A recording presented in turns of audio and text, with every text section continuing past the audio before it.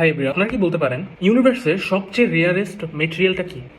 Gold, silver, নাকি diamond, নাকি আদার কিছু? গেস করেন কোনটা হবে। ইউনিভার্সের সবচেয়ে রেয়ারেস্ট মেটেরিয়াল হচ্ছে উড বা কাঠ, আমরা যেটাকে গাছ বলি, আমাদের যেটা দিয়ে আসবাবপত্র তৈরি হয়, ফার্নিচার তৈরি হয়, সেটা। কেন?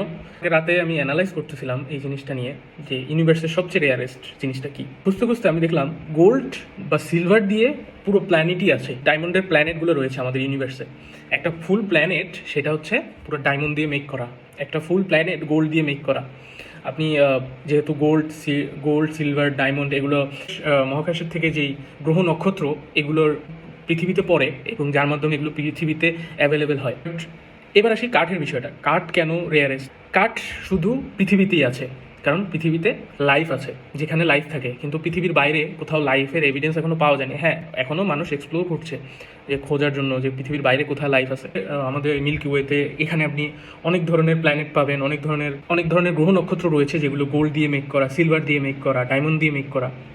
ফুল প্ল্যানেটটাই ডায়মন্ডের, কিন্তু ওইসব প্ল্যানেট বা কোথাও কাঠ বা এই টাইপের বস্তু পাওয়া যায় না। সো রেয়ারেস্ট জিনিসটা হচ্ছে ওকে সামনে, যেটা আমরা প্রচুর ব্যবহার করি, অনেকে হয়তো হেলাফেলা করি, এই জিনিসটা হচ্ছে রেয়ারেস্ট। এটা আসলে খুবই রেয়ার, কারণ পৃথিবীতে লাইফ আছে, এজন্য গাছ জন্ম হয়, গাছ থেকে আমরা কাঠ পাই, সেই কাঠকে আমরা ফার্নিচার বা ডিফারেন্ট কাজে আমরা ব্যবহার করি, লাকড়ি হিসাবে ব্যবহার করি, সেটা দিয়ে আবার রান্না করে খাই।